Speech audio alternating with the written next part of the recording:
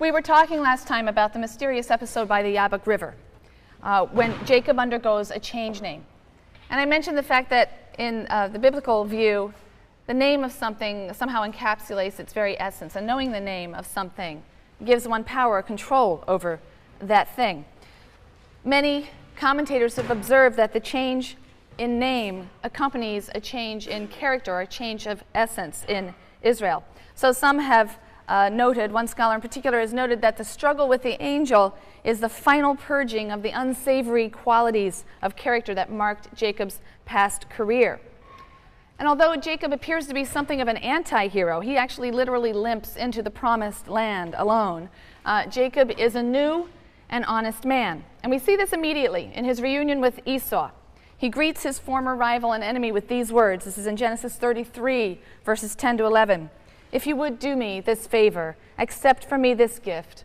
For to see your face is like seeing the face of God, and you have received me favorably. Please accept my present which has been brought to you, for God has favored me, and I have plenty." And when he urged him, he accepted. With Jacob, who is now Israel, God seems perhaps to finally have found the working relationship with humans that he has been seeking since their creation.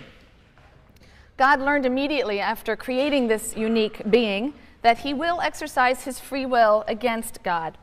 God saw that he had to limit the lifespan of humans or risk creating an enemy that was nearly equal to him. So he casts the humans out of the garden, blocks access to the tree of life. But humans continue their violent and evil ways, and in desperation, God wipes them out and starts again. And this second creation proves to be not much better. They forget God, they turn to idolatry. God has promised at this point, however, not to destroy all humankind again. So he experiments with a single individual of faith. And Abraham's faith withstands many a trial. He is obedient to God in a way that no one has been up to this point in the narrative. But perhaps ultimately the model of blind obedience is rejected too. When Abraham prepares to slaughter his own son, perhaps God sees that blind faith can be as destructive and evil as disobedience. So God relinquishes his demand for blind obedience. He stops Abraham himself. The only relationship that will work with humans is perhaps one in which there is a balance between unchecked independence and blind obedience. And God seems to find that relationship with Jacob. And the metaphor for that relationship is a metaphor of struggle or wrestling. Remember, Israel means one who wrestles, who struggles with God. God and humans lock in an eternal struggle, neither prevailing, yet both forever changed by their encounter with one another. Now, the rest of Genesis relates the story of Joseph and his brothers, the 12 sons of Jacob. It's one of the most magnificent psychological dramas in the Bible. The story is intensely human. We don't have a lot of supernatural interference in this story. It focuses very much on the family relationships, on the jealousies, very little reference to a divine perspective. It's like a little novella. And scholars are divided over the authenticity of the Egyptian elements in the story. You will read radically diverse things. Some point to the presence of Egyptian names and customs and religious beliefs and laws as a sign of some historical memory being preserved in these stories. Others point to all the problems, the anachronisms, the general lack of specificity as a sign that these are composed quite late. The art of dream interpretation plays a very important role in this story. And dream interpretation was a developed science, particularly in Egypt and other parts of Mesopotamia, but the Egyptians were known in the ancient world as dream interpreters. Joseph is also known for his ability to interpret dreams, but the biblical narrator, the monotheizing biblical narrator, is very concerned to describe him as reporting what God reveals to him, rather than relying on some kind of occult science of interpretation. Now, Joseph's brothers are jealous of Jacob's partiality to Joseph, and they conspire to be rid of him. But at the last moment, his brother Judah convinces the brothers that if, instead of killing him, they sell him, they can profit a little for their troubles. So Joseph is sold, ultimately ends up in the household of Pharaoh in Egypt, and his adventures there prove his meritorious character. So he rises to a position of great power when he correctly interprets some dreams regarding an impending famine. And with Joseph as the governor of the country in control of the grain supply, Egypt successfully weathers 7 years of famine. Now this famine, which strikes Canaan as well, drives Joseph's brothers to Egypt in search of food. And Joseph doesn't reveal himself to his brothers. He puts them to the test. He wants to know if they are the same men who so callously broke their father's heart by selling Joseph, his father's favorite, so many years ago.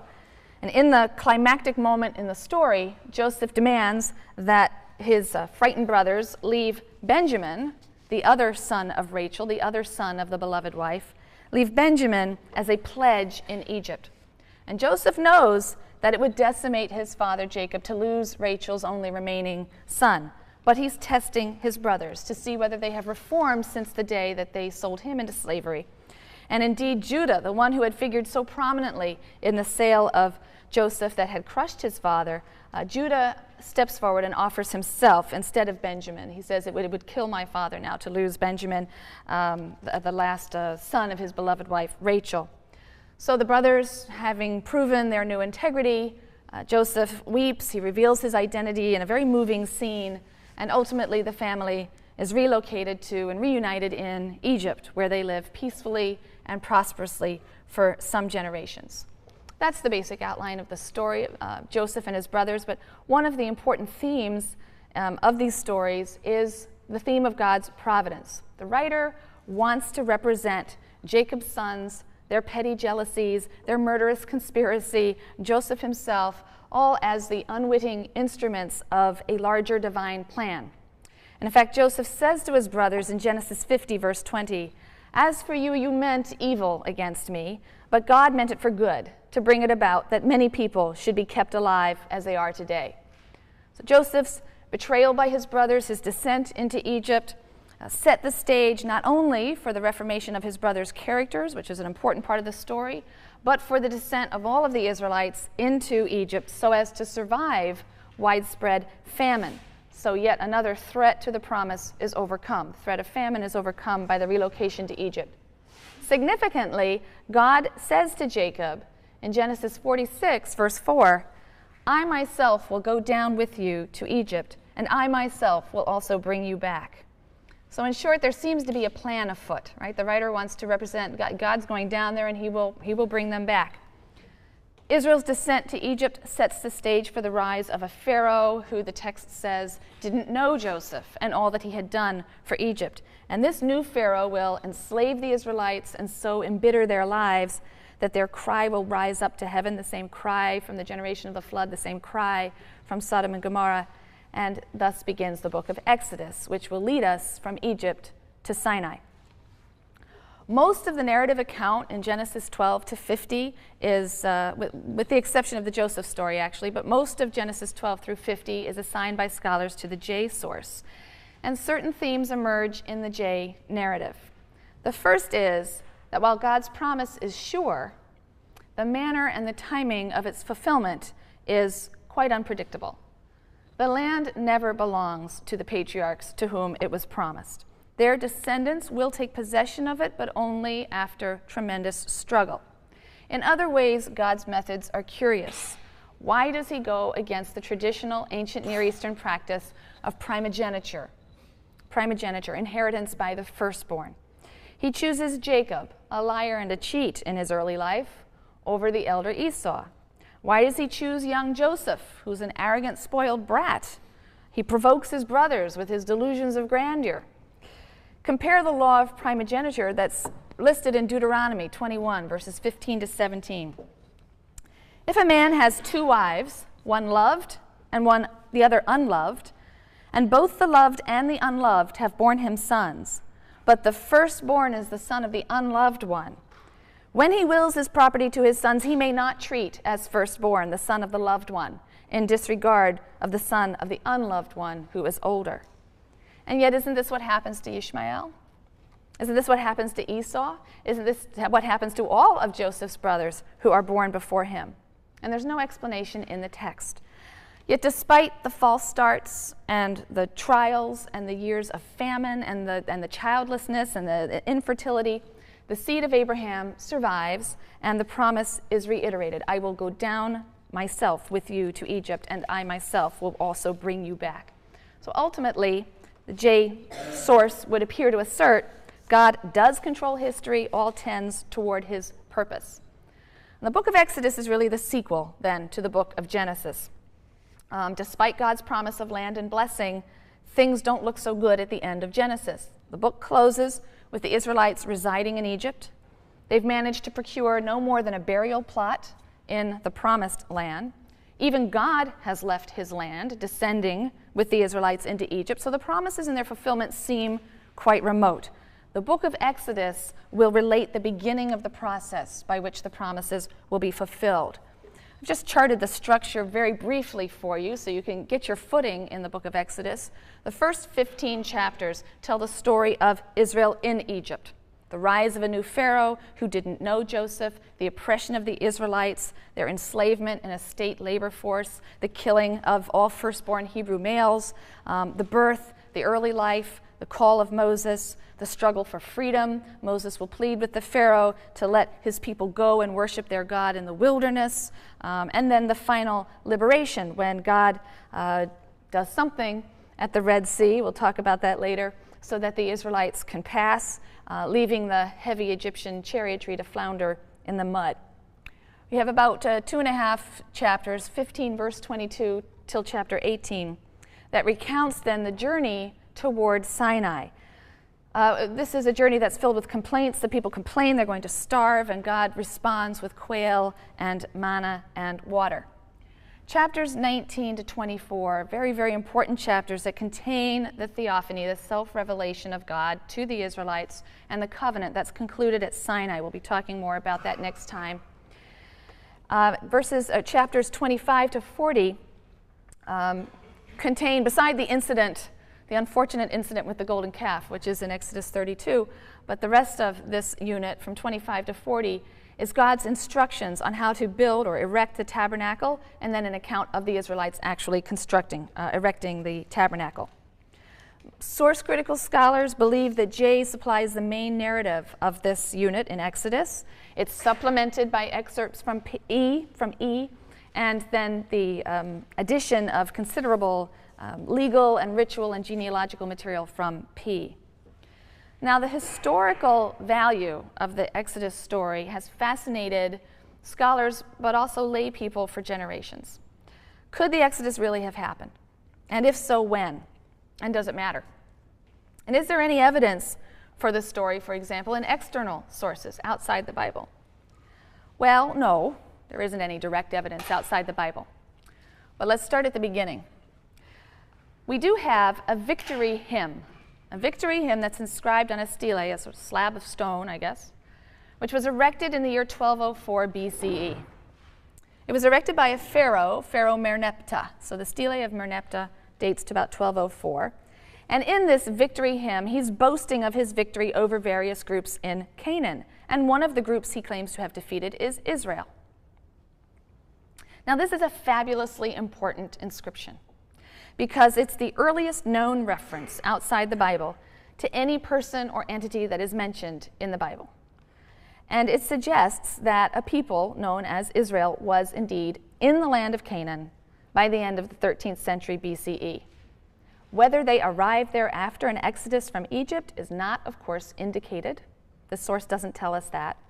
And in fact, there's really no archaeological evidence of a large group entering the land of Canaan at this time. There's a steady cultural continuum, not evidence of destruction as we would expect for a big invasion. We'll talk more about that when we get to the book of Joshua. But nevertheless, let's just go with this for a minute. And if we suppose that it took about a generation to enter the land, so you see I've done the math on the side here. I suppose I should have done subtractions since we're talking BCE. But if we put 20 years in for actually arriving and settling in the land, that takes us to about 1225. And if we assume 40 years of wandering in the desert or wandering from Egypt, that takes us to about 1265 as a date for the Exodus. Well, in 1265, the 18th dynasty's most illustrious pharaoh occupied the throne, Ramses II, who in fact was pharaoh for 70 years or something, most of the 13th century. And he is very famous for his building projects. Now, according to the biblical record, the Hebrews were set to work on urban building projects in the Delta region, where the Nile, at the north part of the Nile, the Delta region of the Nile, in the cities of Pithom and Ramses. The Bible states that Israel was in Egypt for 430 years. So if we add that, then that would put her descent into Egypt, Joseph, the other sons of Jacob, around the year 1700. Well, there's a certain appeal to that scenario, because in the 1720s, Egypt was invaded and conquered by a Semitic people known as the Hyksos. They established a dynasty of Semitic rulers. They were centered in the north of Egypt, in the area known as Goshen. So it's possible that the pharaohs of the Hyksos dynasty might have favored other Semites. They might have allowed them to enter in times of famine and to dwell in the land of Goshen, which the Bible says the Israelites lived in the land of Goshen. So that Joseph, a Semitic foreigner, could be elevated to an important post, the post of governor, is a little less surprising if we suppose there was a Semitic regime. In the 16th century, the native Egyptians, who were smarting and smoldering under the humiliating foreign rule of the Hyksos, finally succeeded in rising up and driving them out and reestablishing a native Egyptian dynasty. So some scholars have speculated that that's the historic reality behind the statement in Exodus 1, verse 18, that a new pharaoh who knew nothing of Joseph and what he had done for Egypt began to oppress the Hebrews. The feeling is that the establishment of a new native Egyptian dynasty might have led to the enslavement of any remaining Semites or Semitic outsiders, and that would include, of course, the Hebrews. So in all probability, anyone who was associated with the hated occupying regime would be treated poorly, and it all seems to fit.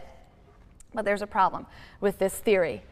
The Bible itself contains very contradictory statements regarding the length of the Israelites' stay in Egypt. So Exodus 6, verses 16 to 20, says that the Israelites were there for only 4 generations, maybe 80 years, from Levi to Moses. Levi was the great-grandfather of Moses. So only 4 generations, which would mean an arrival in Egypt a long time after the Hyksos, not 430 years. And we don't even know whether migration occurred in the Hyksos period, so what we have really is only a hypothesis. The 430 years number is also something of an ideal number. It places the Exodus 480 years before Solomon's building of the temple. 480 is a multiple of 12, and the Bible really likes multiples of 12. So it is an ideal number. It's the kind of number that crops up a lot in biblical chronologies, which makes it suspect for other sorts of reasons as well. So the Hyksos theory is one that got people very excited for a while, but is really not well supported. But still, there's some very interesting circumstantial evidence for Semites engaged in building projects in the 13th century, however and whenever they may have gotten to Egypt. We do know, archaeologically, that the fortified city of Pi-Ramses, very much like Pithom Ramses, was rebuilt in the early 13th century on the site of the old Hyksos capital. There was a capital, Avaris. They had moved the capital up to the Delta region. It had fallen into decay. Now in the 13th century, this is being rebuilt, and that's in the area of Goshen. So the city was being reoccupied in the time of the pharaoh Ramses, Ramses II, in the 13th century. We do know that Egyptian officials allowed hungry nomads to enter the Delta region for food. We have written records of this. We also know that Semitic slaves are well attested in Egypt at this time, the end of the 13th century. We also have records of that.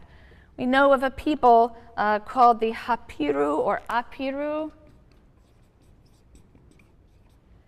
They don't seem to be an ethnic group so much as a marginalized social class, but some have suggested a connection with the word Hebrew.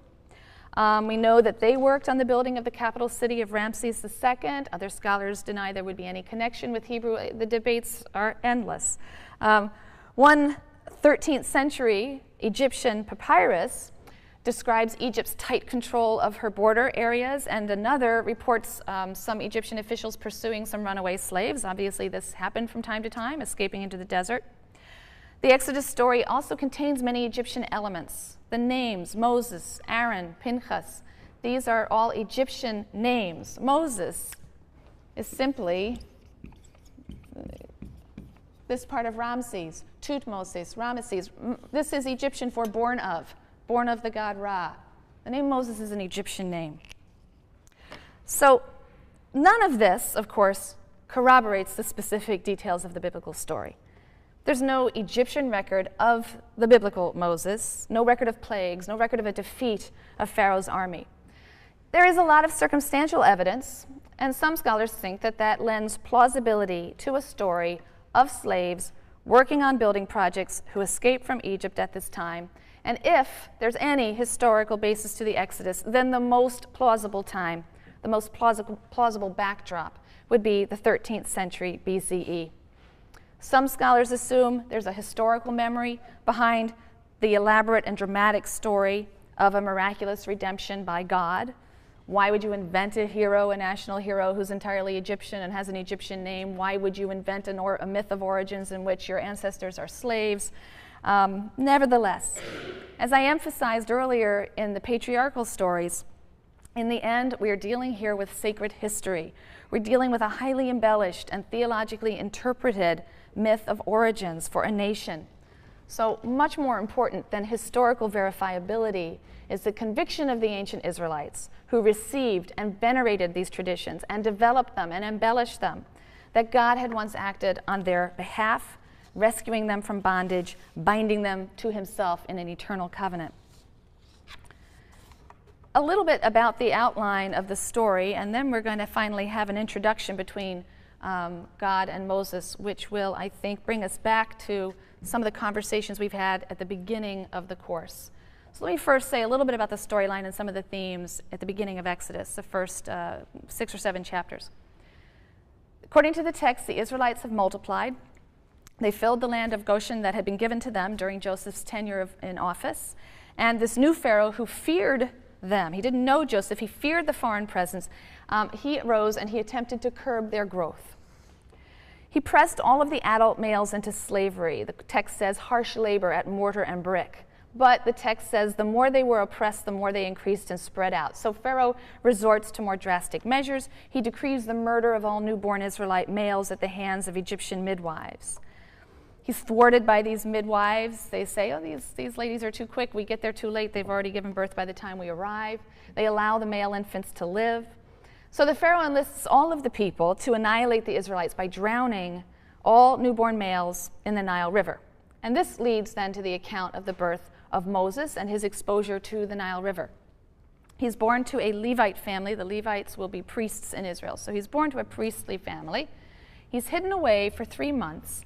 And then he's placed in a wicker basket, which is lined with bitumen, tar, and set among the bulrushes at the edge of the Nile River. Pharaoh's daughter will eventually discover him. His own mother will volunteer to be his nurse, and Pharaoh's daughter will eventually adopt him and name him Moses. Again, this is an Egyptian name. The etymology given in the biblical text is invented. A lot of scholars have noted that this story is full of irony. The rescue of Moses, who will foil Pharaoh, is effected by the daughter of that Pharaoh. And Moses grows up and is sheltered right in the Pharaoh's own palace. Further, the significance of Moses is hinted at through literary allusions in the narrative of his birth, his infancy. The basket in which he is placed is called an ark. The Hebrew word is teva. This word is used precisely twice in the entire Hebrew Bible. It's not the same word that's used for Ark of the Covenant, by the way. The Ark of the Covenant, the word is Aaron. This word for ark, teva, occurs exactly twice, here and in the story of Noah's Ark. Okay, Noah's Ark is a teva. And scholars have always been quick to point out that in both cases, this ark, this teva, is, in the words of one scholar, the instrument of salvation through perilous waters, waters that threaten to capsize it and so blot out God's hopes and plans for his creatures. Moreover, the basket is placed among the reeds, the Hebrew word for reeds, suf, and that's a hint or an allusion to the fact that Moses will lead the Israelites through the Reed Sea, the Yam Suf. It's not the Red Sea, it's the Reed Sea, but we'll talk about that later also. This legendary birth story has important parallels in ancient Near Eastern and other literature. It's very common to find stories of the extraordinary events that surround the birth of someone who will later become great. Cyrus of Persia, Oedipus, Jesus, so on. Many scholars have pointed out that this story in particular is paralleled by the birth story of a great Akkadian king, Sargon, from about 2300 BCE, Sargon of Akkad. Strikingly similar story to Moses placed in a basket lined with tar, put in the river, and so on. It underscores the degree to which this story is part of a literary genre, part of a literary convention, how much the Exodus story itself is very much a literary story. Nothing is said of Moses' childhood, but we learn of his awareness of his Israelite identity, or his identification with the Hebrews, in the following passage. This is in Exodus 2, verses 11 to 15. Sometime after that, when Moses had grown up, he went out to his kinsfolk and witnessed their labors. He saw an Egyptian beating a Hebrew, one of his kinsmen. He turned this way and that, and seeing no one about, he struck down the Egyptian and hid him in the sand. When he went out the next day, he found 2 Hebrews fighting, and so he said to the offender, "Why do you strike your fellow?" He retorted, "Who made you chief and ruler over us? Do you mean to kill me as you killed that Egyptian?" Moses was frightened and thought, "Then the matter is known." And when Pharaoh learned of the matter, he sought to kill Moses, but Moses fled from Pharaoh. He arrived in the land of Midian and sat down beside a well. So, coming to the aid of an oppressed kinsman, Moses kills an Egyptian, and he has to flee to the territory of Midian. And there at the well again, he acts to defend the defenseless. This is a key to his character. These 2 episodes are the 2 that were given of Moses' life. So continuing verses 16 and 17 in Exodus 2. Now the priest of Midian had 7 daughters. They came to draw water and filled the troughs to water their father's flock. But shepherds came and drove them off. Moses rose to their defense, and he watered their flock. So again, this is a key to Moses' character, aiding the defenseless. Moses will later marry Zipporah, one of these women, and lives as a shepherd in Midian for about 40 years.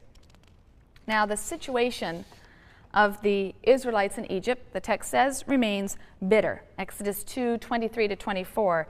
The Israelites were groaning under the bondage and cried out, and their cry for help from the bondage rose up to God. God heard their moaning, and God remembered his covenant with Abraham and Isaac and Jacob.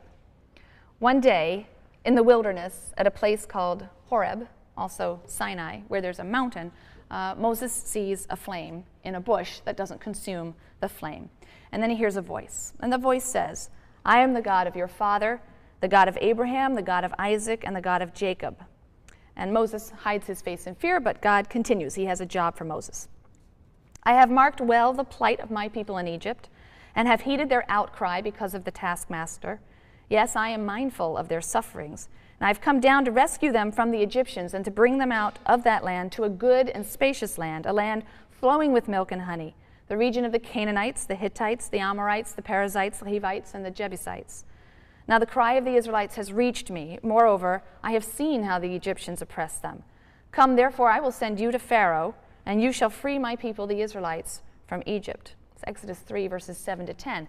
And Moses demurs. Right? Who, me? Why not my big brother Aaron? He's a much better public speaker. This is the line that he takes. I'm slow of tongue. But as we've already seen in Genesis, God chooses who he chooses, and his reasons aren't always fathomed. Moses says, "May I say who sent me?" He asks for God's name. The Israelites will want to know who has sent me. And God replies with a sentence, "Ehye asher ehye." This is a first-person sentence that can be translated, "I am who I am," or perhaps, "I will be who I will be," or perhaps, "I cause to be what I cause to be." We really don't know, but it has something to do with being. So he asks who God is. God says, "I am who I am," or "I will cause to be what I will cause to be." So Moses, wisely enough, converts that into a third-person formula. Okay, he will be who he will be. He is who he is. Yahweh, Asher Yahweh. So God's answer to the question of his name is with this sentence. And Moses converts it from a first-person to a third-person sentence. He will be who he will be. He is who he is. He will cause to be. I think most people think now what he will cause to be. And that sentence gets shortened to Yahweh. This is the Bible's explanation for the name Yahweh. And as the personal name of God, some have argued that the name Yahweh expresses the quality of being, an active, dynamic being. This God is one who brings things into being, whether it's a cosmos from chaos or now a new nation from a band of runaway slaves. But it could well be that this is simply God's way of not answering Moses' question. We've seen how the Bible feels about revealing names, and the divine being who struggled and wrestled with Jacob sure didn't want to give him his name. So I've often wondered if we're to read this differently. Who am I? I am who I am, and never you mind. But there are certain important and unique features of this burning bush dialogue. First, God identifies himself to Moses as the God of Abraham, Isaac, and Jacob. And as numerous commentators have pointed out, in so doing, the biblical writer is trying to establish an unbroken historic continuity between the present revelation to Moses and the revelations and promises that are received by Israel's forefathers, the patriarchs. And yet, paradoxically, the very assertion of continuity only serves to underscore a fundamental discontinuity. Because even as God asserts that he is the God of the patriarchs, he reveals to Moses a new name, Yahweh, so that Yahwism and the Yahweh cult can be said to begin only with Moses. Now, as we've seen, the biblical sources differ on this point. According to the J source, in Genesis 4:26, the earliest humans worshipped Yahweh as Yahweh. The name was always known. J wants to assert a direct continuity between the God of the patriarchs and the God of the Exodus. The P and E sources tell it a little differently. Exodus 6, verses 2 to 4, very important passage. Exodus 6, verses 2 to 4. It's assigned to P, and here God says, I am Yahweh. I appeared to Abraham, Isaac, and Jacob as El Shaddai, but I did not make myself known to them by my name, Yahweh. Now this contradicts the J source. And many scholars have suggested that P and E preserve a memory of a time when Israel worshipped the Canaanite god El. P and E wish to claim that the God who covenanted with the patriarchs is the God of the Exodus, but now with a new name. They also, like J, they want to assert a continuity, but in doing so, they do it in a way that really ultimately draws attention to the fundamental discontinuity, the sense of a new beginning. And to understand that new beginning, we need to look at the differences between patriarchal religion and the new Yahwism. There's a list on your handout, so I hope everyone got a copy of the handout. If you didn't, perhaps you can raise your hand, and if the TFs have any left, you'll want to take a look at these differences between patriarchal religion, Mosaic Yahwism. This list is going to help us. This list is based on information that's supplied by many scholars. I've relied very much on Michael Coogan, but others as well. Look first at the sheet that gives you the titles of God. And you'll see that in the patriarchal traditions, all right, so we're talking about Genesis primarily. I've thrown in some other texts also, but focusing for a moment on the patriarchal traditions of Genesis, God is 6 times called El Shaddai. Other names are El Elyon, El Olam, El Roi, El Bethel. You can see the translations of these. The everlasting God, God Most High, a God of seeing, the God of the house of God, and so on. El is the name of the chief god in the Canaanite pantheon. Flip over to the other side of your handout, where I discuss an important set of texts that were discovered at a place called Ras Shamra. Ras Shamra was ancient Ugarit. In 1928, a peasant in Syria discovered a tomb at Ras Shamra, which was subsequently excavated by the French, and it was found to contain a library of tablets that were written in a language very, very close to Biblical Hebrew. It's clear that Hebrew is simply a Canaanite dialect. In fact, I remember reading one scholar said if you go back far enough, you're really hard-pressed to tell the difference between Canaanite and Hebrew. And in these texts, we read of the exploits of the gods of Canaanite religion. These gods include the sky god El, I've listed here, the father of the various gods and humans. El has a wife, Asherah, she's listed 3rd on your paper, a mother goddess, their daughter Anat, who is a goddess of love and war, she's quite fierce, and then their son Baal, who is a storm god. He's depicted in mythological literature as defeating both the chaotic sea god, the sea god Yam, and the god of death, Mot. There are striking resemblances between the biblical God of the patriarchs and the Canaanite god El. El is the head of a council of gods. He is said to have a long white beard. He dwells on a mountain top in a tent. His epithets include father of all creatures, bull, king. He is also described as the protector of patriarchs, patriarchal figures, a God of the father of the clan, it says in the text. He guides them, he protects them, he promises them descendants. Many biblical passages depict God exactly this way, as the head of a council of divine beings. He's occasionally described with some of the epithets that are associated with El. He's referred to as the father of all creatures. There are poetic passages in which he is referred to as bull, also certainly as king. And in the patriarchal narratives, God refers to himself as the God of the Father. I am the God of the Father, the same way El is referred to. He guides and protects the patriarchs. He makes promises of progeny to Abraham and his heirs. He also is associated with a mountaintop, Sinai, and gives instructions for the building of a tabernacle, a tent-like structure in which he will dwell. Many personal and place names in the patriarchal narratives are compounds in which one element is El. Yisrael, Yishmael, Beth-El. El is the God of the patriarchs. By contrast, after the time of Moses, Israelite names start to be formed using Yah or Yahu as part of the name Yahweh. Elijah in Hebrew is Eliyahu. So you start to have theophorics, names that use the name of a deity, which are using forms of Yahu instead of El. There are other descriptions in the Bible of God, which are much more reminiscent, however, of the storm god, Baal. According to Cannanite mythology, Baal defeated El and assumed his position at a certain point as the head of the Canaanite pantheon. So there was a switch in Canaanite mythology from El to Baal becoming supreme. Like Baal, Yahweh is said to ride on the clouds. We have a poetic passage in which that's the case. His revelations are accompanied by thunder, storms, earthquakes. Baal is the god of the storm. There are poetic fragments also that allude to Yahweh's victory over watery foes, and that is a motif that's associated with Baal, who does battle with the Yam, with the sea. And finally, also associated with Israel's God, we have ancient Near Eastern holy war traditions. God is depicted as a warrior who leads his host, the Lord of hosts, in battle. He's armed with spear and bow and arrows. The worship practices of ancient Israel and Judah clearly resemble what we know of Canaanite and ancient Near Eastern worship practices. Canaanite religious ritual took place in small temples that housed cultic statues.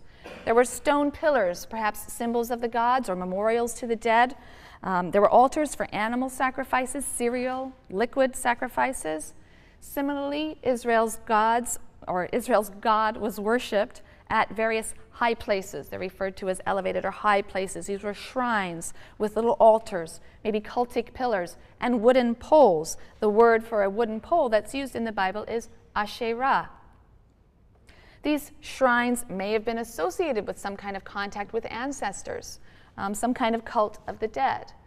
Now, worship at these local altars and high places will come to be banned. Deuteronomy is going to polemicize against this. Deuteronomy will insist that all worship must occur in one central sanctuary, and these outlying areas and their asherot are to be destroyed.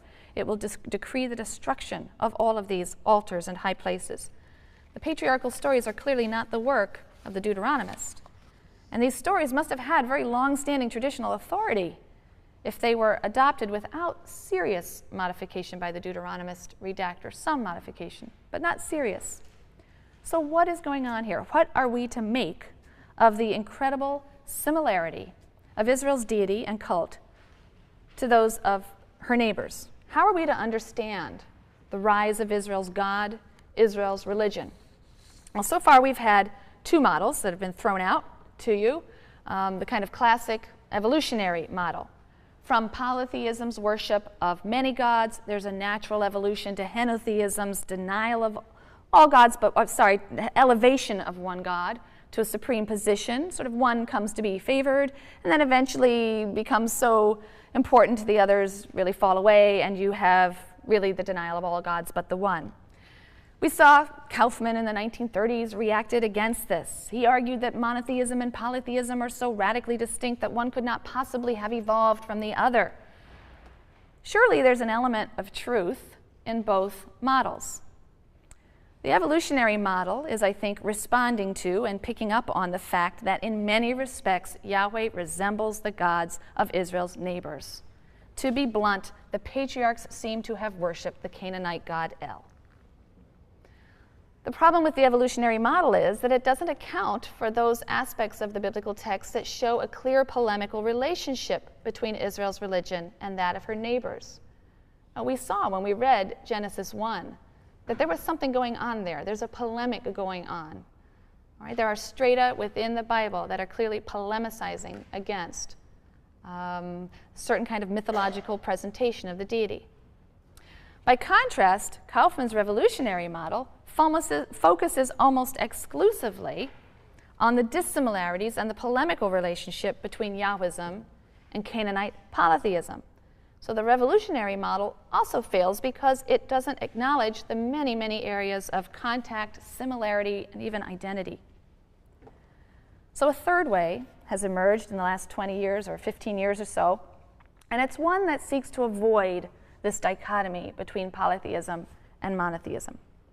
Instead of viewing Israelite religion as an evolution from and a refinement, just this natural process of refinement of Canaanite religion, or as a radical break with and polemic against Canaanite religion, you have some biblical scholars, Mark Smith is among them, Stephen Geller, who examine the cultural and ideological negotiations that gave rise to Israelite monotheism. What do I mean?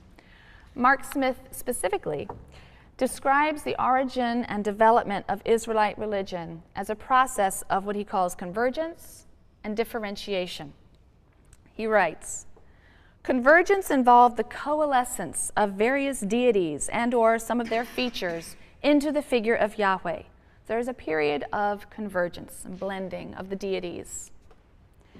By contrast, he describes differentiation as a process whereby Israel came to reject its Canaanite roots and create a separate identity. At some point, there was a desire to separate, and in that process of identity formation, a polemic began to develop that created a Yahweh in a distinct way, differentiated from the Canaanite deities. So let's consider Smith's convergence first. The Canaanite roots of Israel's ancestors are clear. The Hebrew language itself is essentially Canaanite dialect. The Canaanite god El was, from the biblical text, the god of Israel's earliest ancestors. Through a process of convergence, he argues, the god Yahweh was a god that we think originally came from a region further south, Sinai, Edom, somewhere further south. But this god, through a process of convergence and cultural mixing, began to take on the characteristics of other deities, first El, and then Baal, or sort of simultaneously El and Baal. Later, certain aspects of this convergence would be polemicized against and rejected as a Yahweh-only party sought to differentiate itself from those that it would now label as other and call Canaanites, as distinct from Israelites. Smith's model of convergence and then differentiation has great explanatory power. It explains the deep similarity of Israel's deity and the deities of her neighbors, but it also explains the vehement biblical polemic against Canaanite religion and Baal worship in particular, which we will come to see. It reminds one of sibling rivalry, right? Siblings who obviously share a tremendous amount and can be extraordinarily similar are precisely the siblings who can struggle and wrestle the most to differentiate themselves from one another. Smith's model of convergence and differentiation also avoids unhelpful dichotomies. Israel is either like or unlike her neighbors, right? That's not helpful. It helps us understand Israel's God as the end product of familiar cultural processes, the processes of convergence. We see convergences of cultures all the time, and differentiation.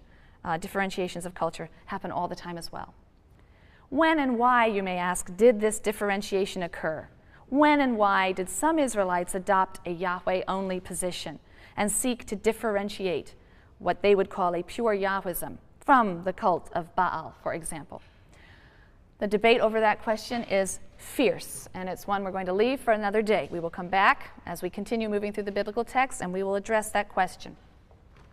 But to sum up, It's clear that the biblical patriarchs and matriarchs are not strict Yahwists, as we will come to understand that term. The P and the E sources depict or preserve the insight. They preserve this insight, and they preserve it in their insistence that the patriarchs worshipped God as El, but at the time of the Exodus, God revealed himself as Yahweh. It's an interesting passage in the book of Joshua, Joshua 24, verses 14 to 15. Joshua, who's the successor to Moses, he presents the Israelites with the following choice. Now, therefore, revere the Lord, using the word Yahweh. Revere Yahweh and serve him with undivided loyalty. Put away the gods that your forefathers served beyond the Euphrates and in Egypt. Put away the gods your forefathers served beyond the Euphrates and in Egypt, and serve Yahweh. Choose this day which ones you are going to serve, but I and my household will serve Yahweh, serve the Lord. Only later would a Yahweh-only party polemicize against and seek to suppress certain, what came to be seen as undesirable elements of Israelite Judean religion. These elements would be labeled Cannanite as a part of a process of Israelite differentiation. But what appears in the Bible as a battle between Israelites, pure Yahwists, and Canaanites, pure polytheists, is indeed better understood as a civil war between Yahweh-only Israelites and Israelites who were participating in the cult of their ancestors. The authenticity of the Egyptian elements in the story, you will read radically diverse things. Some point to the presence of Egyptian names and customs and religious beliefs and laws as a sign of some historical memory being preserved in these stories. Others point to all the problems, the anachronisms, the general lack of specificity as a sign that these are composed quite late. The art of dream interpretation plays a very important role in this story. And dream interpretation was a developed science, particularly in Egypt and other parts of Mesopotamia, but the Egyptians were known in the ancient world as dream interpreters. Joseph is also known for his ability to interpret dreams, but the biblical narrator, the monotheizing biblical narrator, is very concerned to describe him as reporting what God reveals to him, rather than relying on some kind of occult science of interpretation.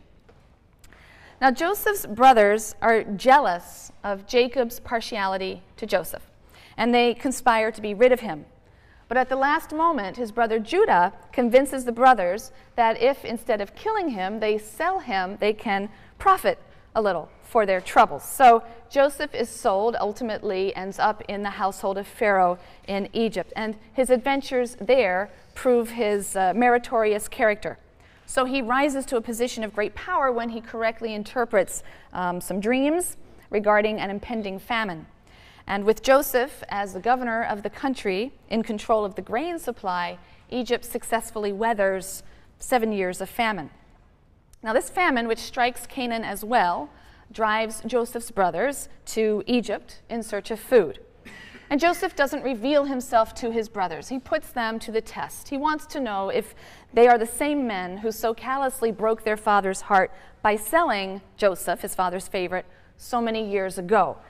And in the climactic moment in the story, Joseph demands that his frightened brothers leave Benjamin, the other son of Rachel, the other son of the beloved wife, leave Benjamin as a pledge in Egypt. And Joseph knows that it would decimate his father Jacob to lose Rachel's only remaining son. But he's testing his brothers to see whether they have reformed since the day that they sold him into slavery. And indeed, Judah, the one who had figured so prominently in the sale of Joseph that had crushed his father, Judah steps forward and offers himself instead of Benjamin. He says, it would kill my father now to lose Benjamin, the last son of his beloved wife, Rachel.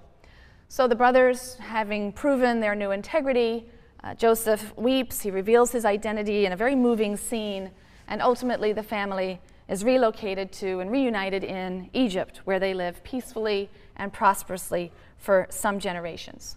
That's the basic outline of the story, Joseph and his brothers, but one of the important themes of these stories is the theme of God's providence. The writer wants to represent Jacob's sons, their petty jealousies, their murderous conspiracy, Joseph himself, all as the unwitting instruments of a larger divine plan. And in fact, Joseph says to his brothers in Genesis 50, verse 20, "As for you, you meant evil against me, but God meant it for good, to bring it about that many people should be kept alive as they are today." So Joseph's betrayal by his brothers, his descent into Egypt, set the stage not only for the reformation of his brothers' characters, which is an important part of the story, but for the descent of all of the Israelites into Egypt so as to survive widespread famine.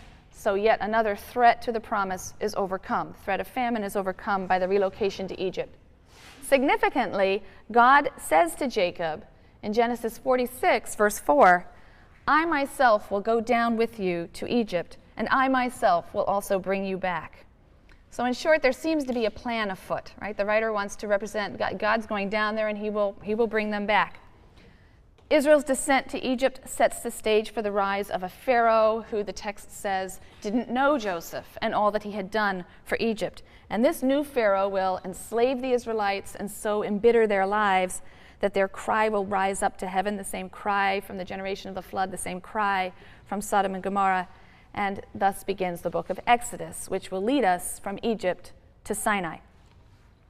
Most of the narrative account in Genesis 12 to 50 is, with the exception of the Joseph story actually, but most of Genesis 12 through 50 is assigned by scholars to the J source. And certain themes emerge in the J narrative. The first is that while God's promise is sure, the manner and the timing of its fulfillment is quite unpredictable. The land never belongs to the patriarchs to whom it was promised. Their descendants will take possession of it, but only after tremendous struggle. In other ways, God's methods are curious. Why does he go against the traditional ancient Near Eastern practice of primogeniture? We were talking last time about the mysterious episode by the Yahweh River, when Jacob undergoes a change name. And I mentioned the fact that in the biblical view, the name of something somehow encapsulates its very essence, and knowing the name of something gives one power or control over that thing. Many commentators have observed that the change in name accompanies a change in character or a change of essence in Israel. So some have noted, one scholar in particular has noted that the struggle with the angel is the final purging of the unsavory qualities of character that marked Jacob's past career. And although Jacob appears to be something of an anti-hero, he actually literally limps into the promised land alone. Jacob is a new and honest man. And we see this immediately in his reunion with Esau. He greets his former rival and enemy with these words. This is in Genesis 33, verses 10 to 11. If you would do me this favor, accept from me this gift. For to see your face is like seeing the face of God, and you have received me favorably. Please accept my present which has been brought to you, for God has favored me, and I have plenty. And when he urged him, he accepted. With Jacob, who is now Israel, God seems perhaps to finally have found the working relationship with humans that he has been seeking since their creation. God learned immediately after creating this unique being that he will exercise his free will against God. God saw that he had to limit the lifespan of humans or risk creating an enemy that was nearly equal to him. So he casts the humans out of the garden, blocks access to the tree of life. But humans continue their violent and evil ways, and in desperation, God wipes them out and starts again. And this second creation proves to be not much better. They forget God, they turn to idolatry. God has promised at this point, however, not to destroy all humankind again. So he experiments with a single individual of faith. And Abraham's faith withstands many a trial. He is obedient to God in a way that no one has been up to this point in the narrative. But perhaps ultimately the model of blind obedience is rejected too. When Abraham prepares to slaughter his own son, perhaps God sees that blind faith can be as destructive and evil as disobedience. So God relinquishes his demand for blind obedience. He stops Abraham himself. The only relationship that will work with humans is perhaps one in which there is a balance between unchecked independence and blind obedience. And God seems to find that relationship with Jacob. And the metaphor for that relationship is a metaphor of struggle or wrestling. Remember, Israel means one who wrestles, who struggles with God. God and humans lock in an eternal struggle, neither prevailing, yet both forever changed by their encounter with one another. Now, the rest of Genesis relates the story of Joseph and his brothers, the 12 sons of Jacob. It's one of the most magnificent psychological dramas in the Bible. The story is intensely human. We don't have a lot of supernatural interference in this story. It focuses very much on the family relationships, on the jealousies, very little reference to a divine perspective. It's like a little novella. And scholars are divided over the authenticity